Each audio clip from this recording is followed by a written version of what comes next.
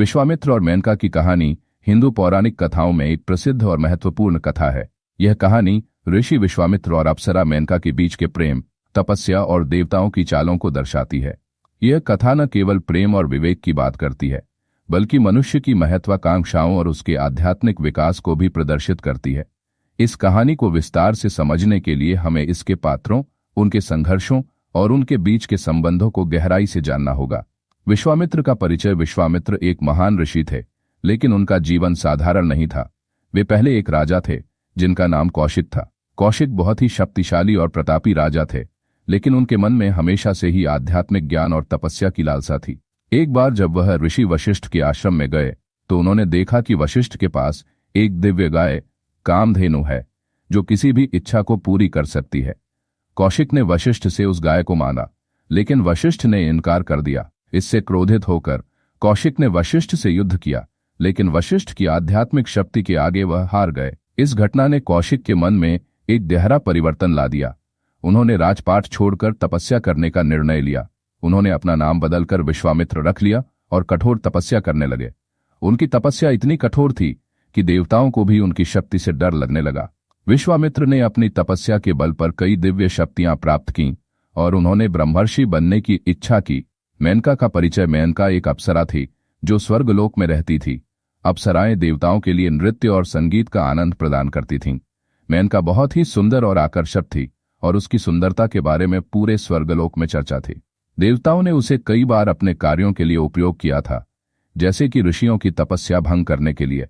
देवताओं की चाल। विश्वामित्र की तपस्या से देवताओं को चिंता होने लगी। उन्हें डर था कि अगर विश्वामित्र ने ब्रह्मर्षि का पद प्राप्त कर लिया तो वह देवताओं से भी अधिक शक्तिशाली हो जाएंगे। इसलिए देवताओं ने विश्वामित्र की तपस्या भंग करने का निर्णय लिया। उन्होंने मेनका को इस कार्य के लिए चुना। मेनका को विश्वामित्र के पास भेजा गया ताकि वह उनकी तपस्या भंग कर सके। मेनका ने इस कार्य को स्वीकार किया और विश्वामित्र के आश्रम की ओर चल पड़ी। उसने अपनी सुंदरता और आकर्षण का उपयोग करने का निर्णय लिया ताकि विश्वामित्र का ध्यान भटक सके। विश्वामित्र और मेनका का मिलन। जब मेनका विश्वामित्र के आश्रम पहुंची तो उसने देखा कि विश्वामित्र गहरी तपस्या में लीन है। उसने अपनी सुंदरता और नृत्य का प्रदर्शन करना शुरू किया। विश्वामित्र ने जब मेनका को देखा तो उनका मन विचलित हो गया। मेनका की सुंदरता और आकर्षण ने उन्हें अपनी ओर खींच लिया। विश्वामित्र ने अपनी तपस्या को भूलकर मेनका के साथ समय बिताना शुरू कर दिया। उन्होंने मेनका के साथ प्रेम संबंध बना लिए और कई वर्षों तक उसके साथ रहे। इस दौरान मेनका ने विश्वामित्र की एक पुत्री को जन्म दिया जिसका नाम शकुंतला रखा गया।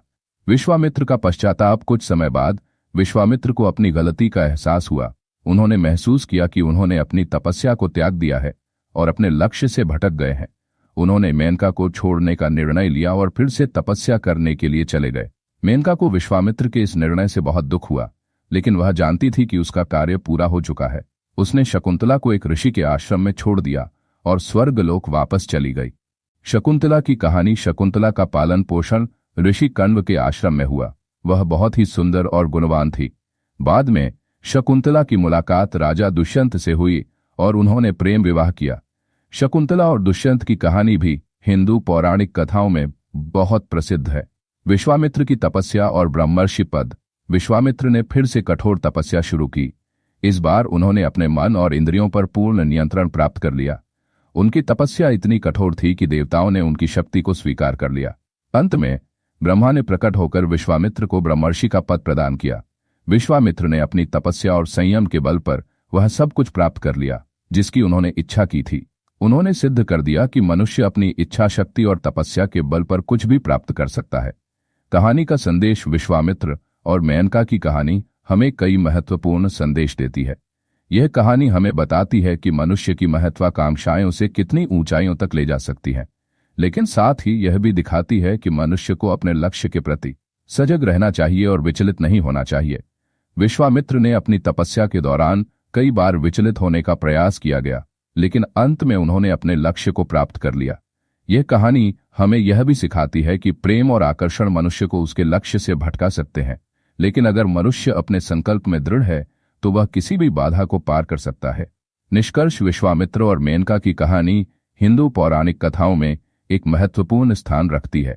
यह कहानी न केवल प्रेम और तपस्या की बात करती है, बल्कि मनुष्य की इच्छा शक्ति और उसके आध्यात्मिक विकास को भी प्रदर्शित करती है।